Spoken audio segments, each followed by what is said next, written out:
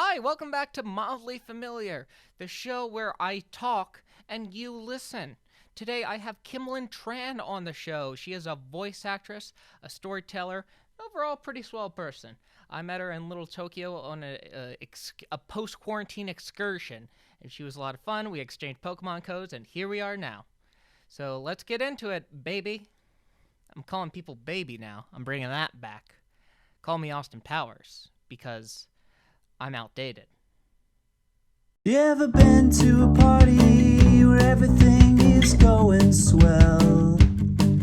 And you turn to somebody, say, I'm Gage, I hope you're well. And they say, we've met before.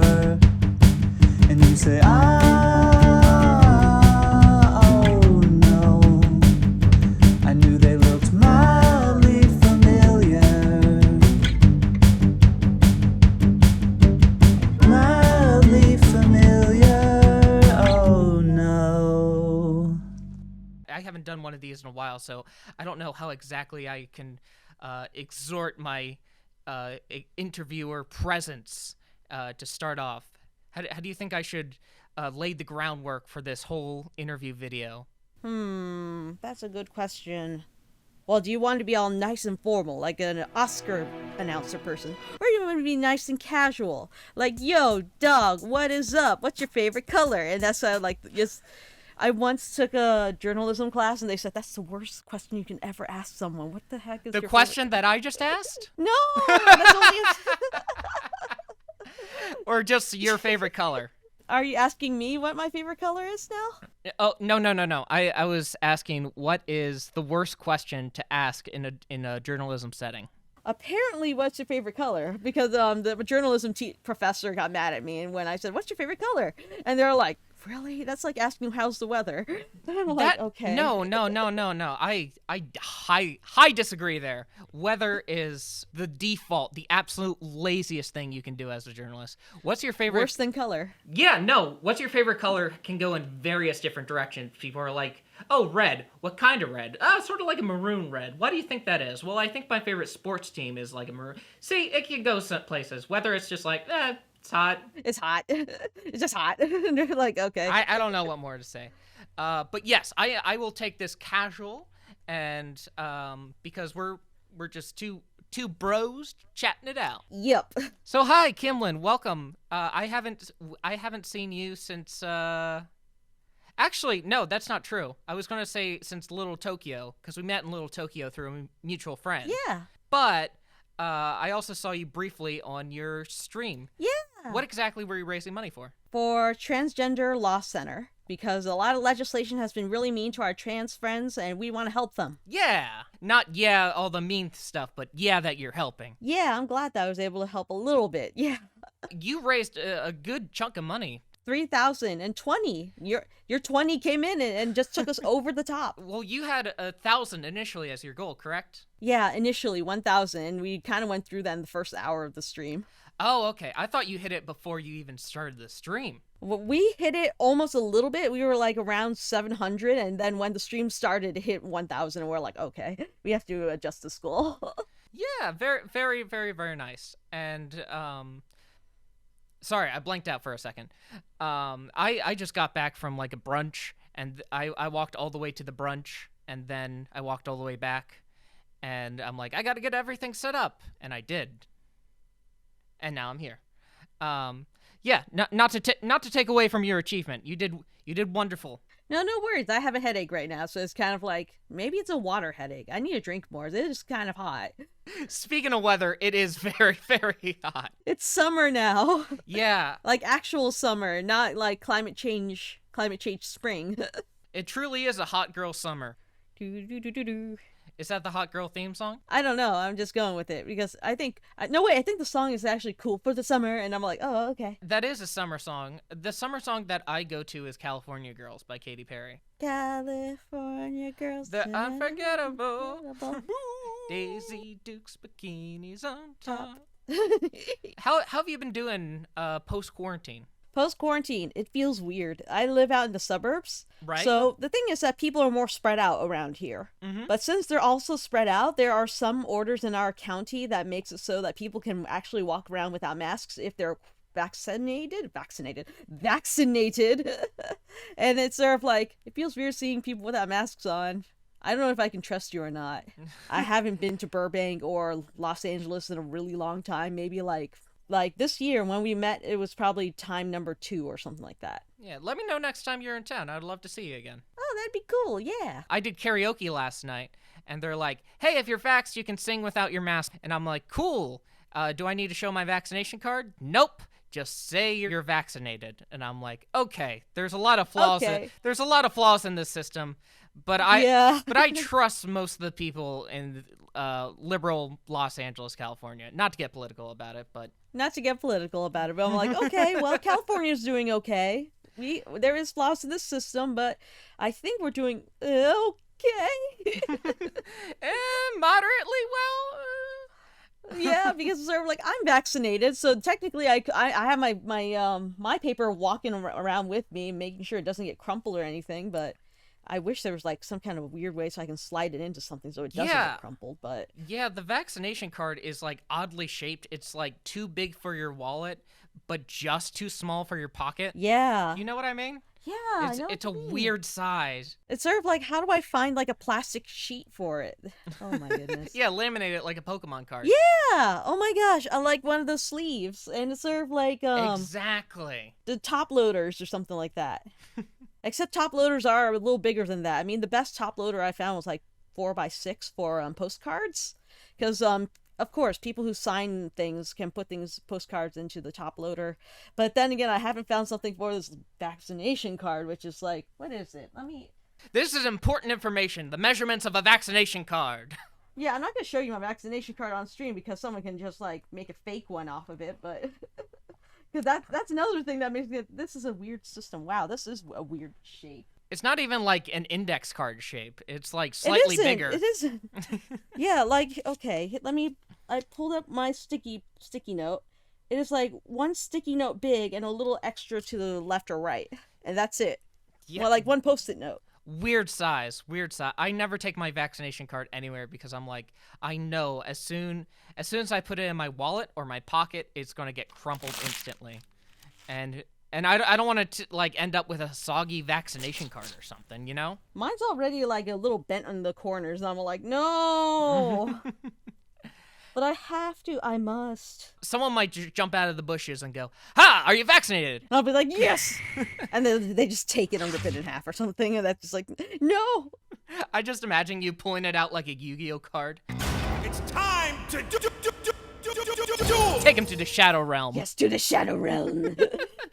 So, on your Twitter description, I saw something that gauged my interest, dare I say. Yay! Right after voice actress, you put storyteller. Mm-hmm. What do you think qualifies a person as a storyteller, and what makes you a unique storyteller?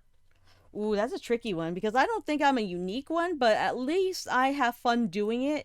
And from what I can... Okay, here's the thing. A story can be any size that you want it to be. It's just that if you're good at telling it, then it's an interesting story. So it can be as simple as, okay, today I went to the Costco where everyone wore their masks and everything, nice and awesome and proper and everything. And so I saw this one lady next to the toilet paper aisle, and the thing is, I saw her mask say, "Love wins." I was really excited, and I just waved to get her attention because I didn't want to yell and scare her. And then she looked over at me. I just gave her a thumbs up, motioned my finger over my mouth to indicate that her mask is awesome, and thumbs up, and she's like, "Oh yeah!" So that was like a mutual moment of communication, and that's a very short story. I like it. Sell it to NBC, put it on Peacock, damn it. No! Their format might be different. Every story has a different format, and the thing is that it's interesting because I did major in screenwriting when I was at CSUN. Oh. And yeah, and the thing is sort of like every story has a different format going on. Like, we have a commercial tells a story, we have like, and that's like limited to the amount of airtime it gets. 15-second story, right? So it's kind of like, then you have 15-second stories, 30-second stories, then you get into features, and then you go into like shorts, and it just keeps going. Just like how you think about there are novels out there, and they aren't just novel size, there are different sizes of short stories and stuff like that, like based on the word count. And I don't know how to do any of that. But I do know that the thing is sort of like if you can communicate an interesting moment that you want to share, I think that's a good story.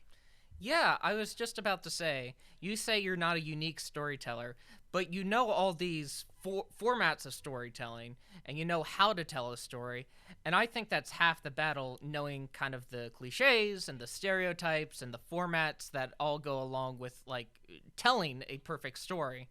And knowing all that does give you a unique perspective and delivers a story that probably not a lot of people might think of. Yeah, and one of my favorite things that, I mean, we learned lots of interesting things in screenwriting class, but my favorite thing is there's a difference between an archetype and a stereotype. Because stereotype divides us all, because it's just, you're just using what you think is just the commonality of people. When archetype is already reaching to that commonality of people in spite of what you think are the common aspects of these people. So you're going for what's common as part of the human condition, not what's common like, oh, these people like the color red, and these color like the color blue, and the people who like blue colors are sad all the time, and the people who like red are red all the time and angry. And that's sort of like, that doesn't narrow anything down at all. That just makes everyone different. That doesn't unite people. But if you talk about stuff like, what are these archetypes between these people? They both feel emotions. They both like colors. And that's what they do have in common, and that's more interesting. If you have red and blue people, asking their favorite color is the worst question you could say in a story. Yeah, so what's your favorite color? And this is a blue, obviously. And they're like, red, duh. The end. The end. Did we already talk about colors? Like when we hit the record button and everything? We didn't. We just posed the question, what's your favorite color? And that was deemed the worst question to say in an interview. According to my journalism professor at the time. Yes, but we can talk about colors. I love colors. They're beautiful. Like, here's the thing. My favorite color is a type of blue. And it is, if you know about the Game Boy Advance SP? Yes! Is it like a tealish color? It's not the cobalt blue. It's the surf blue. I have it with me. Let's see if I can get it. You can show it to... Show off this color. Yeah. I have it with me. Oh, okay. This color is perfect. Yeah. I love it. It's my favorite shade.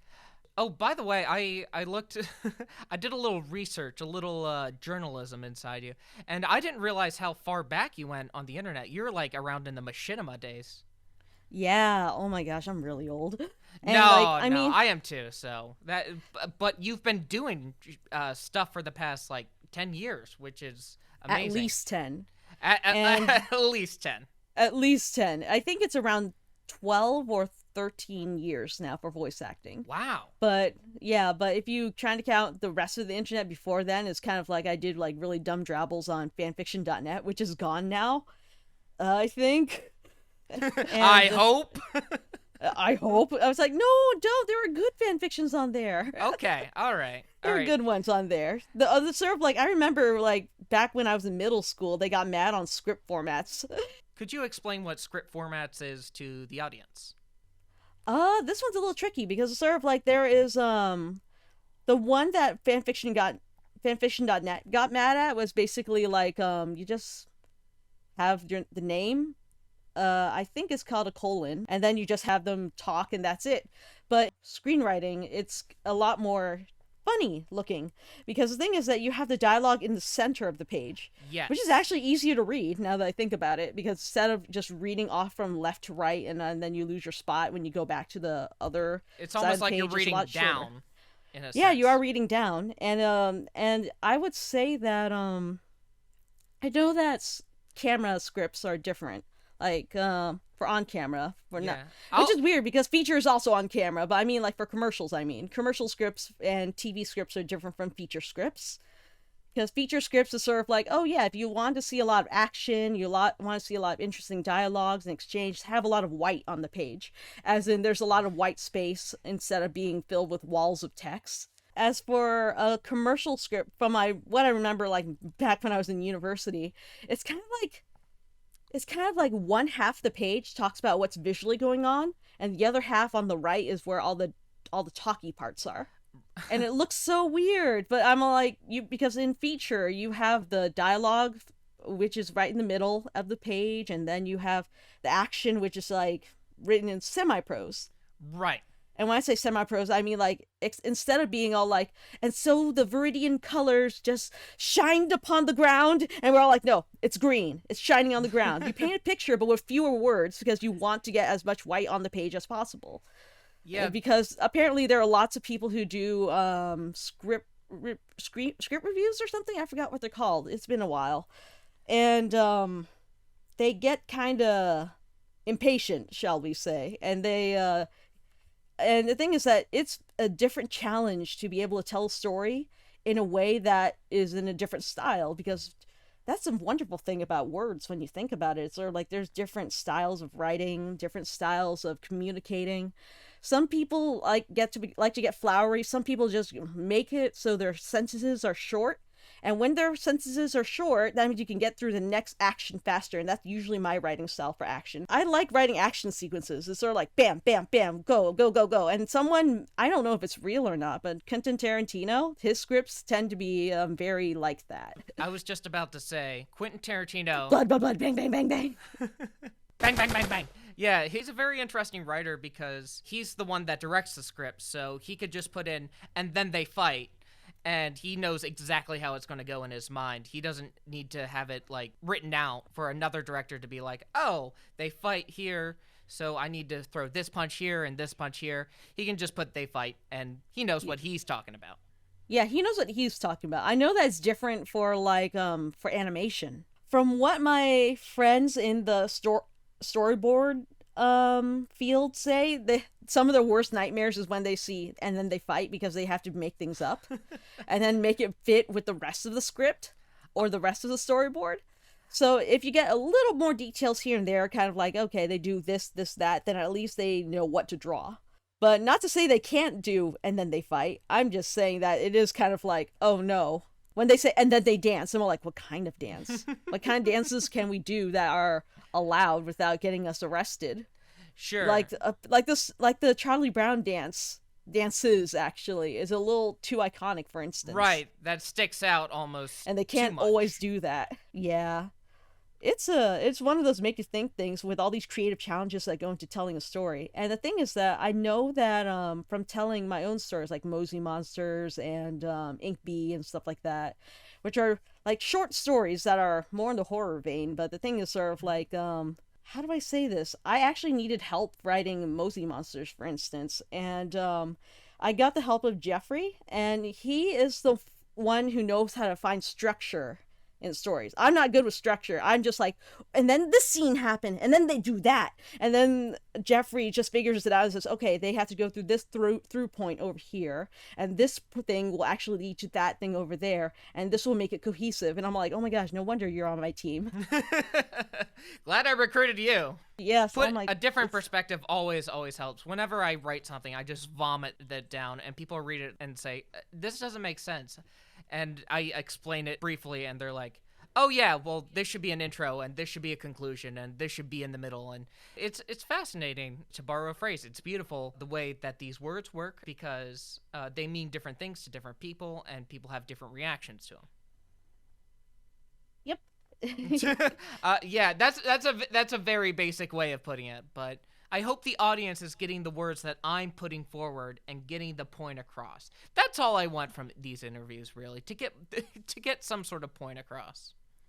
Yeah, I remember, like, oh my gosh, going back to college, because it was such a fascinating time, because, oh my gosh, all this information's so fascinating. This is so abstract. I can't learn this in high school. This is why I'm in university. In the screenwriting major track, we had to take communications classes, and there were schools of thought about how communication worked. Sort of like, do people have to meet halfway, or do you have to carry everything over so it's your responsibility to communicate what you want? Because everybody understands things differently. They have different understandings of the different connotations of words. Like when I say that's weird, and the other person thinks weird is a bad thing. But for me, I'm like, oh, that's kooky and quirky. I like weird, right. That kind of thing. Oh, actually, yeah, that reminded me of an interaction I had. I used the term chick flick in like a group chat. I'm like, hey, what are some favorite chick flicks that people have seen? And apparently chick flicks is like a derogatory term to some people. And I never viewed it that way. I thought chick flick was like a certain genre from around the late 80s to the early 2000s of female-led stories. Yeah. But apparently some people take offense to it. And, Like, I can see both ends of that, because not all stories are written with a female voice in mind, so to speak. Right. So it's kind of like, okay, so you have the female lead, but they're not exactly communicating what would be something that the female demographic would actually like.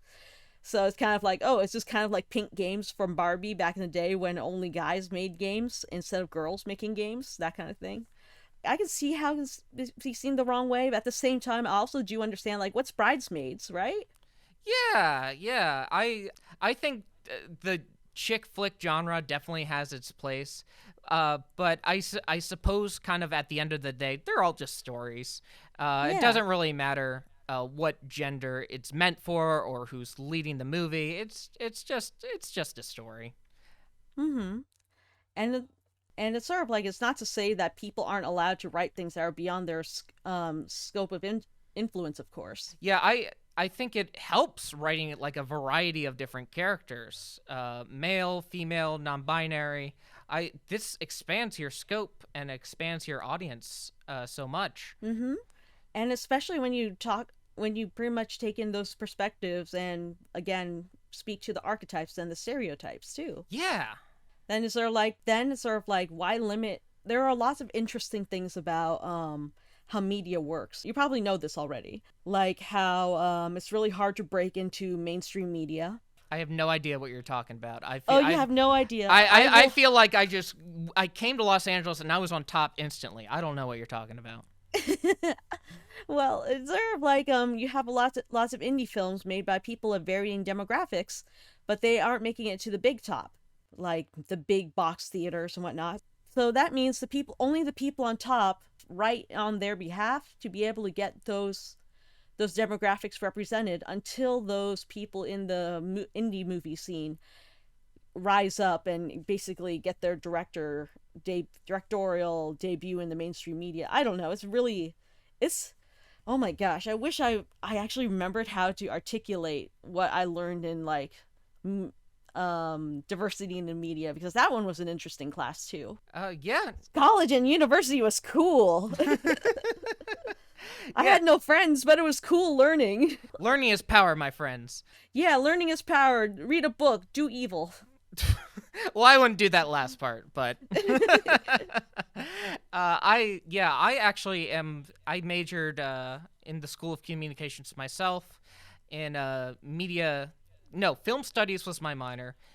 Digital media production was my major, which ended up working out great for me because I still do little videos and such. And yeah, it was really interesting learning about all that, because I got my AA a little before college. So basically the 3 years I spent at college were mostly media studies.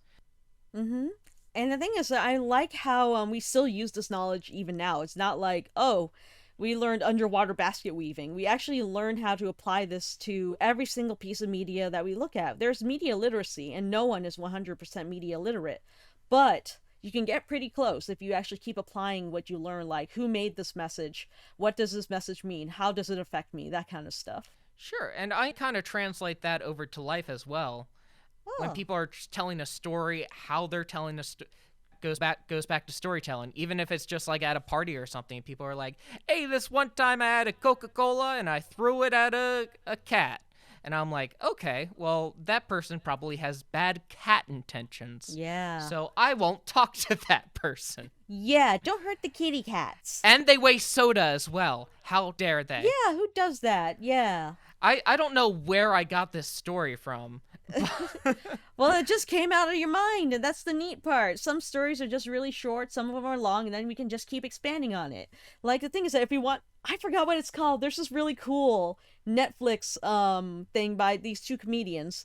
They improv a whole story. I know exactly what you're talking about. Ben Schwartz and Oh my Tom gosh, Middleditch. That's probably it. And then it's sort of like, oh hey, we threw a soda, they threw it at the cat, but what do we know about this cat? What do we know about this person? What is this brand of soda? Where's this thing at this person's telling the story, but in what kind of light? And we can just keep going. That's so cool. See, stories are cool. I love stories. Yeah. To draw specifically from that special, it's called Middleditch and Schwartz. Middleditch and Schwartz. Okay. They had this whole class in one of their improv scenarios, and they forgot about one character for like half of it, and then they brought him back at the very end, and they're like, no one was expecting Nigel. Nigel has figured this whole thing out. And it was beautiful how it came out. I remember that one. Oh my gosh. Ben Schwartz, that was a really good one. Yeah, Ben Schwartz and Thomas, they're excellent improv and they've been around for like a long time. He was Sonic, fucking Holy Ben crap, Schwartz. You're right. Yeah, he was doing like a bunch of little things for the longest time. Like he was in Parks and Recreation. I guess Parks and Recreation isn't little, but he had like a small recurring role on there. But it kept building up, and he's doing fantastic now. Good for him. Oh, that's really awesome. Have you taken any improv classes? Yes, I have. And I learned that I'm not very witty with my words, but if it has to do with physicality and very visual gags, I'm really good at those. So that it doesn't really help in voiceover. But the thing is that the only thing it taught me, the only thing that helped me with voiceover is make a choice and stick with it. Yes. Make a choice, stick with it, and keep going. That's actually like a life lesson I took from improv, because I was very indecisive about stuff. I'm like, should I get like Thai food or Chinese? And then I'm like, we're getting Indian food. That's my decision, and we're going forward with it, and we're going to be confident in that decision. Yes. And it's sort of like it made things a little more awesome in a way, because sort of like I'm often very indecisive. It drives me a little batty. But when a choice presents itself, I just try to break down like, okay, what do I feel like? What kind of flavor of food do I want? What kind of mood am I going for? Do I just want to wander? Do I just want to look at stuff? And then eventually I'm like, no, make a choice. And I'm like, okay, fine. I'll just walk around the Target and look in the toy section. Who doesn't do that? I love the toy section. I'm glad you also do that, because I do that as well. I go to I'm like, I wonder what Lego sets kids are building nowadays. And I'm like, oh my gosh, have you? Oh, sorry, I got excited. You No. finished No. I'm just saying it's fascinating seeing like Avengers stuff. Like when back in the day I had like gosh, what did I have? I had the Spider-Man 2, that little train set. You get to build the train, and you had Dr. Octopus in there. And we had like some Harry Potter ones, and we had some Star Wars ones. But nowadays kids are doing like Minecraft and yeah, and Mario too. And Mario, yeah. No, that's a huge thing. When I was little, I would have killed for like a Mario toy. Now I feel like I see Mario toys everywhere, but that was rare when I was young. Yeah, oh my gosh, I'd be all over all the Mario toys. I mean, they don't have enough Rosalina stuff, but I'd be all over it. Right. I didn't even play Rosalina's game. I just think she's cool. Give me the Rosalina stuff. I'm glad that they finally turned her into a rabbit for this Mario with the gun game. The Raging Rabbids thing? Yeah, the Mario and the Rabbids game, they have Rabid Rosalina now. Oh my gosh, I did not see that. I have to look it up. Oh my yeah, gosh. I'll show you the trailer, because the Rabbids' personality is very like, ugh, whatever. Like very, very stuck up. So Rosalina Rabbid is sort of like... Yeah, and I'm like, I love this. I want to marry this rabbit, but it's probably not legal. Also, it's fiction. Yeah. And it's fiction. Maybe that's for the best, though. It's probably for the best, because it's sort of like, I mean, is Rosalina shipped with anybody? I know we have the canon ship of like Mario and Peach, and maybe what's her face from the mayor of the city? Pauline, yeah, but the thing is that she seems to be a career woman, so it's her. But then it's her. Rosalina is probably just the really cool Ace character. I don't know. I'm just seeing Ace characters everywhere, and I'm like, she's me. When you say Ace, my first thought, like asexual. Yeah. I got there eventually, but when you said Ace, I'm like, oh, she's a tennis player from Mario Aces. Yeah. We need more tennis representation in Mario. That's what I'm saying. I played the tennis Mario game on the Game Boy Color, and it's sort of like, I beat the game. Where's more of the story? It was made by Camelot, the same people who made Golden Sun, and I was just like, what? This is so cool. I can keep playing this forever, and forever doesn't come, and I'm just like, that's it. I just finished one tournament. That's all this is on this cart. Really? But I want more story. I only beat the Cos brothers, and then that's it. And it's sort of like, they're the meanest people you beat up, and what was the point? What was the point? I want to keep playing. Apparently the one on Switch has like a whole saga going on, and I'm like, man, I don't want to invest that much in tennis. The one on the N64 is the one I played the most, though. I don't have an N64. If I did, though, I would probably play two things. Either Pokemon Snap or look for Snowboard Kids 2. Snowboard Kids 2. Oh, wait, we had a whole conversation We were about looking for Snowboard that. Kids. We were looking for that, yeah. When we met in person, we were like, where's Snowboard Kids 2? Yeah, we had a whole conversation about, like, hey, if you happen to get Snowboard Kids 2 on N64, I will loan you my N64 to play it. We would like that. Thank you. It's sort of like we still haven't found it though, because when we left early to go to the other game store that said they had it, they didn't have it, and we're like, we left early and they wasn't there. You lied to our faces about Snowboard Kids 2. Snowboard Kids 2, and I was like, we could have hung out with Tiana and Gage and everybody. We were trying to beat the closing time of the store, and we did, but they didn't. And they didn't have it. That doesn't make sense. Mm-hmm. No, I'll totally loan you my N64. It has Mario Tennis and Pokemon Snap. Yay. Not Snowboard Kids 2, but hey, 1 out of 2. That's pretty good. 1 out of 2, and plus we have tennis, which is awesome. It taught me what a lob was. That's what Mario Tennis did. I was like, what's a lob? Okay, cool. What's a rally? Oh, that's neat. I like how we got on this topic because we've decided. Because I was like, I'm ace. Yeah, Rosalina was asexual.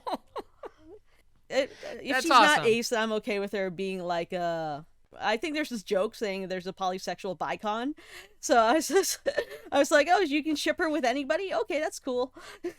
Ship her with Ship Pauline. her with Pauline, yeah. There you go. Or Peach, even. They look alike. They can trade their clothes and do the Princess and the Pauper thing, and they can rule different kingdoms and see what happens. Yeah, isn't Rosalina like 8 foot though? She is? She's like she's like bigger than the princesses or Daisy and gosh. Peach. Cause in like Smash Brothers, she like towers But I above thought them. she floated, that's why. Maybe that's it. I don't know about Mario lore. Oh man, Mario lore. I mean, I need to actually play Super Paper Mario. Because that...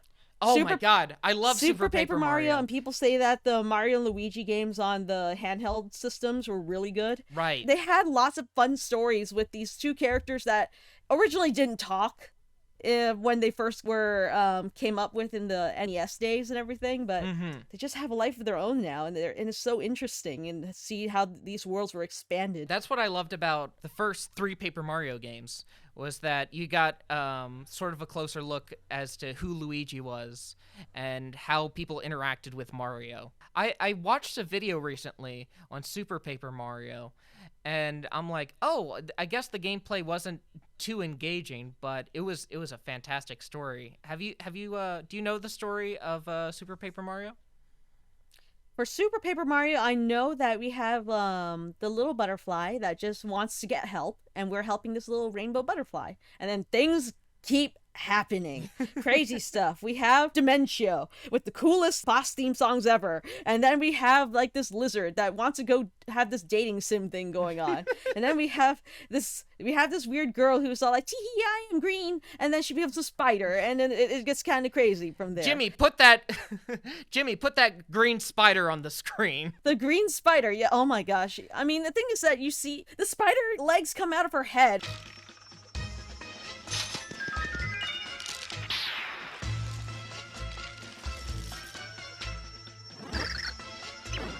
Yeah, it's terrifying for like a kid's game. Yeah, but the thing is that Nintendo said, kids can handle it. And then you have like poor Luigi who's all like, but I am Luigi. Yeah. And then they try to take advantage of him, and then, oh my gosh. That's why I need to play it. I only watched it from my brother playing it. So I was just like, I walk into the room like, what's going on? And then they're like, oh yeah, this is cool. And then I leave the room because I have homework. and I'm all like, maybe I should have given up on homework and see where it went, because I don't remember the homework, but I remember the Mario stuff. I guess that was more important to your career down the line. That is probably true, because like, I don't remember, when did Super Paper Mario come out? We have the internet. Around 2007. Okay, 2007. That is a little before. That's still when I was in high school. So I had annoying high school stuff at the time. So it's like, I'm like, yeah, Super Paper Mario is more important than high school. And it turns out you were right. Because we're not talking about that high school stuff. We're talking about Super Paper Mario. Yeah. Oh my gosh. I wish if they remade it, but not remade it, ported it. If they ported it, I would play it like nonstop on the Switch. Yeah, Nintendo's bad at porting stuff. Yeah, like they have the Mario, where is it? The Mario Collection. The Mario Collection. But the thing, and then they have Super Mario 64, and it's sort of like, okay, you can do that. Then what about the other games? You can do it, Nintendo. You know what I initially thought? Oh, they're probably doing a limited run for this game because they're going to come out with N64 Online, making this kind of irrelevant. But that never happened. So, once in my life, I was wrong. Nintendo, come on. You like printing money. Why don't you print money now? Yeah, why don't you use your powers for good for once, Nintendo? God. Yeah, God. Well, Kimlin, we are reaching the 45-minute mark. Thank you so much for chatting with me. I really appreciate you taking the time, and you're always fun to talk to, so thank you. Oh, thank you for having me. It was a lot of fun. Yeah. I expected to talk about, like, voice acting and, like, old machinima stuff, but it went in a totally different direction, and I am perfectly cool with that. Yeah, we talked about Mario, we talked about storytelling, university and college teaching really cool topics. I mean, I didn't even get into the stuff like my community college has a zoo in it. Brief, real quick. Favorite exhibit in that zoo? No, that's not an exhibit. That's a hard one because maybe the lions, but it's been a while. I haven't been there in years because I wasn't in college in a long time. But they do have lions. Okay, that's fantastic. You said it was a community college? Yeah, it's a community college. With lions, okay. With lions, yes. They have people from around the world come to this community college just to learn how to become zookeepers. Wow, interesting. Mm-hmm. Well, thank you so much for taking the time to be on Mildly Familiar. And now I'm a little more familiar with Kimlin Tran.